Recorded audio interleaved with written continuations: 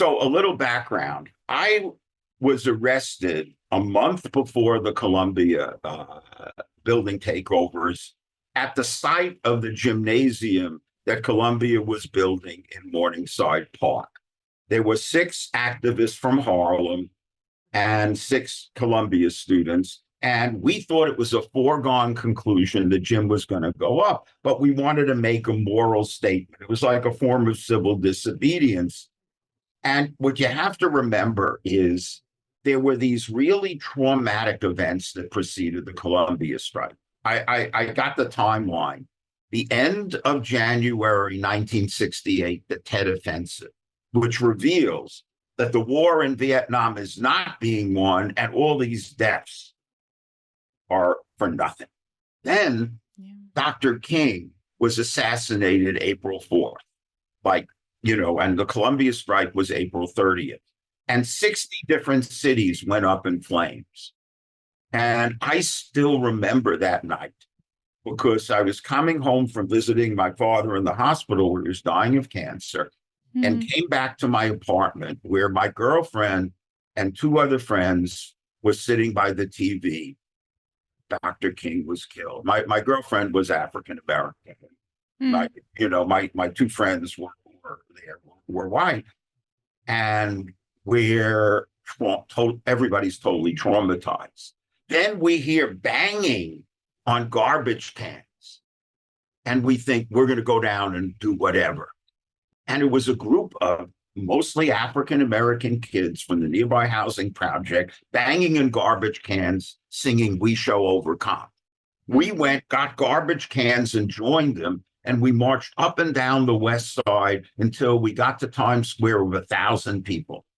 And then when we heard there was actual rioting, we went home. But, those 2 events, you can't believe how angry people were about the gym as a symbol of, a powerful white institution building a gymnasium in a public park in Harlem where there's a back entrance for Harlem residents, and they have 10. And then the Columbia is doing research for the Vietnam War. So during this protest, it was the first time the Black Student Organization and SDS were together. And the initial plan was to go into the Low Library, the administration building, and demand that the suspensions of 6 SDS students were rescinded and the gym be stopped.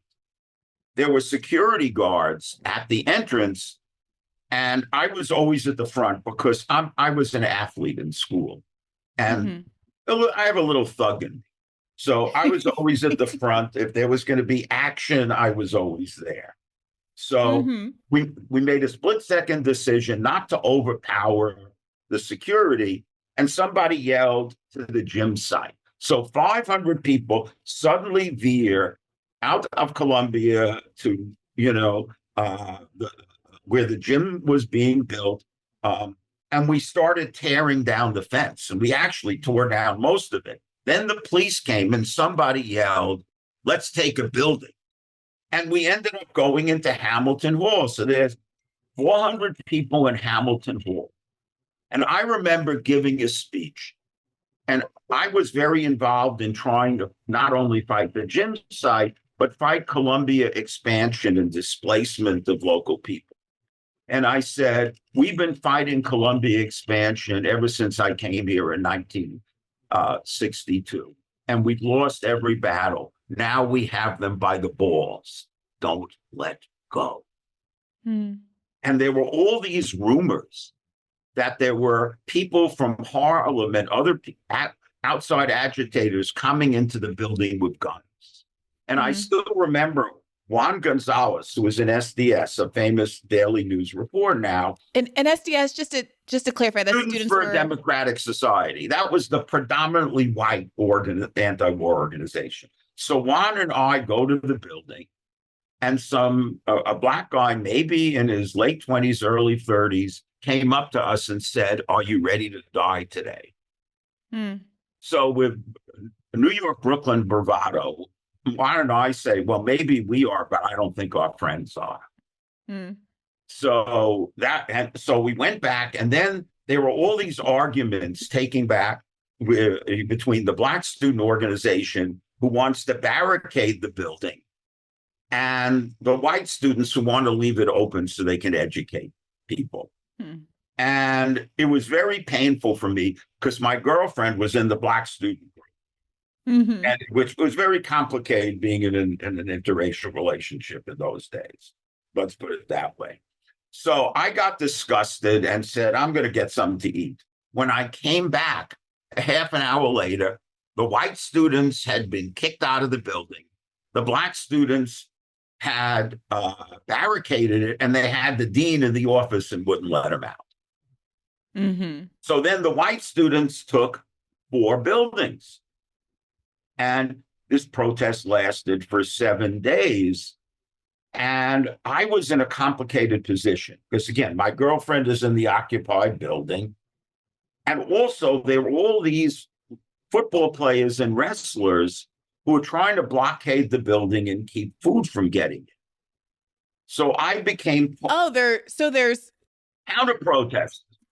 I see. And so, there were some supportive students who were trying to they have secured food and were trying to get into the building. But Columbia student athletes, which you were a student athlete, but not on their side, were trying to prevent food from getting into the They all knew me. Students. I was the radical jock. Okay, let me give you an example. Okay, the first anti-war demonstration at Columbia was in the spring of 1967. And I was part of a small group of about 10 radical athletes, most of whom were Black, with some anti-war signs. And the athletes on the other side were chanting at the protest, the Jews and niggers go back to Russia. So this was intense stuff. And these were all people I played pickup basketball with, So, okay, you have these guys trying to keep food from going in. So there were other radical athletes, and I also knew a lot of neighborhood teenagers. We formed what we call the SDS Goon Squad to knock through the lines and make sure food got in. But what finally sent the athletes away, 500 Black students from Harlem and the Upper West Side marched on the campus to confront the athletes, and then they disappeared. But I had a friend named Roger Dennis, who was the best player in the Columbia football team. He's a white kid, a wide receiver and sprinter. And then he went into the fraternities to try to explain the strike. And I think he neutralized a lot of their hostility. Roger's still... Why were they oppositional in the first place? I mean, I can see people being neutral or not feeling personally invested enough to want to join the protest. White athletes are on the whole conservative, especially wrestlers and football players. It's how you grow up. It's obeying authority. To be a football player, you have to, respond to this really rigid authoritarian training. I'll give you an example. There was a famous football coach in Brooklyn at a very tough high school who used to, in front of reporters, hang his players from a fence and paddle them. Jesus. I mean, I was hit by my high school coach with a window pole. So, this is before lawsuits and stuff. It wasn't, I imagine that so many of the other students, perhaps even yourself, were radicalized, as you said, by the news that the Vietnam War was not, in fact, being won, that so many of your friends who maybe weren't able to avoid it because of going to college were being drafted and sent to their deaths. And you would think that at least some of these white football players would feel at least ambivalent about the underlying politics, even if they disagreed with the approach. Okay, but remember, we had gone through the McCarthy era where we had taught that any criticism of the country was communist. Sounds familiar. So there were only a handful of the football players who at this point in 68 supported the protest. But let me tell you, in 1970, when the U.S. invaded Cambodia, the Columbia football team went on strike. And all of those guys who were about to pull people out of the buildings were now anti-war. It just took time. And that's what I see about the protests. A lot of this takes time because people, if you're taught to think a certain way all your life, it takes a long time to get you to reject all these artists. And it's like a lot of that was supporters of Israel. You know, they've been they're so attached to it that even in the face of overwhelming evidence that what Israel is doing is wrong, they can't break with it yet. But it started. The evidence from Gaza is so heartbreaking and overwhelming. It's starting to happen, and that's what I tell current protesters. Things don't happen right away. I mean, what do you make of there seems to be a really significant gap between the level of, violence, for lack of a better word, that we saw in earlier protests, whether they were 80s apartheid protests, 60s Vietnam protests, and what has happened today. I mean, you're talking about in 1968, an administrative official being held hostage. There have been some of these examples where the students were armed. And by contrast, there is a clip, for instance, of a young woman at Columbia talking to the press about whether or not the university is going to allow them to bring food into Hamilton Hall. Why should the university be obligated to provide food to people who've taken over a building? Well, first of all, we're saying that they're obligated to provide food to students who pay for a meal plan here. But you mentioned that there was a request that food and water be brought in, unless I misunderstood. To allow it to be brought in. I mean, well, I guess it's ultimately a question of what kind of community and obligation Columbia feels it has to its students.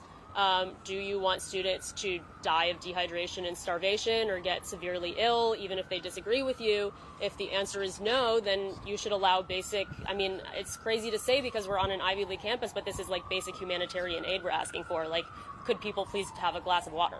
But they did put themselves in that very deliberately, in that situation and in that position. So it seems like you're sort of saying, we want to be revolutionaries, we want to take over this building, now would you please bring us food and water? Nobody's asking them to bring anything. We're asking them to not violently stop us from bringing in basic humanitarian aid. They're stopping the delivery of food? We are looking for a commitment from them that they will not stop it but violently. They haven't stopped it yet.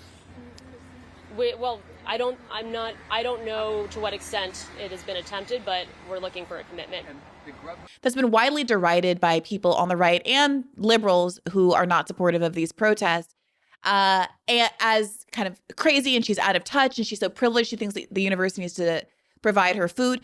And that is the focus of derision. You're telling me that a bunch of 500 Black kids from Harlem that didn't even go to Columbia, quote unquote, outside agitators, literally forcefully basically threatened Columbia students to get out of the way and let them bring food into the building. And that protest is looked at as a glowing success and is championed and bragged about on Columbia's website to date. So it seems really odd to have these historical examples that the university itself has been proud of and look at the much more, frankly, less militant, let's say it that way, less militant version of events as they're playing out today, getting seemingly more pushback and derision, including from Democrats, liberals.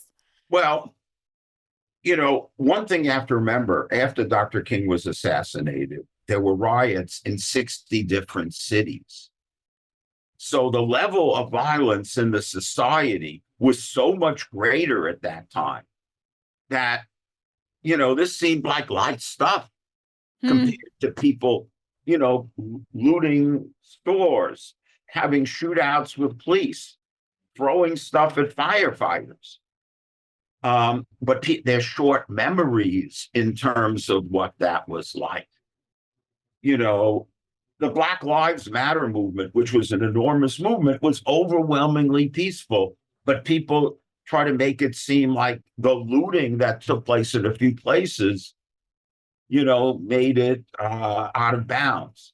Folks, there was more looting in the one Harlem riot in 1964 than in every Black Lives Matter protest around the world put together.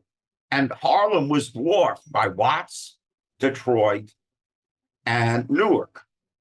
Also, people talk about cringe-worthy statements of the Columbia protest. All Zionists should be dead. Talk about cringe-worthy. Do you know what the major slogan of the Black Panther Party was? Off the pig. That means kill a cop. Mm-hmm. And I still remember a chant that a lot of us said: 1, 2, stop the war. 1, 2, and stop the trial. 3, 4, end the war. 5, 6, off the pig. 7, 8, smash the state. 9, 10, do it again. And these were things chanted by white students all over the country. So people forget how violent the 60s were, and also what it took to stop the war in Vietnam. The other thing that people don't realize, I teach one of my most popular courses at Columbia, at Fordham. Columbia would never let me teach there after what I did there. Is a course in affirmative action. Mm-hmm. And whereas the Civil Rights Act of 1964 and the Voting Rights Act was a product of disciplined nonviolent protests, affirmative action was the response of white elites to riots. And nobody wants to talk about this. When I show my students the evidence and there's a great book about this by John Screntny called The Ironies of Affirmative Action. And I have a short CNN video about it. Affirmative action was a response to rioting. And guess what? I'll give you an example. When I entered Columbia in 1962, there were 6 Black students in my entering class. One was how many? What? Out of 660. I knew them all. One was the son of Kenneth Clark, the famous psychologist who helped write the brief for Brown v. Topeka Board of Education. Mm-hmm. Another was the son of the head of the Republican Party in Brooklyn. Another was the son of a college president in Texas. Another one was a math genius from Phillips Exeter. In 1966, after riots, Columbia admitted 36 Black students, 6 times the number. And they became incredibly pissed off at what they thought was the racism on campus.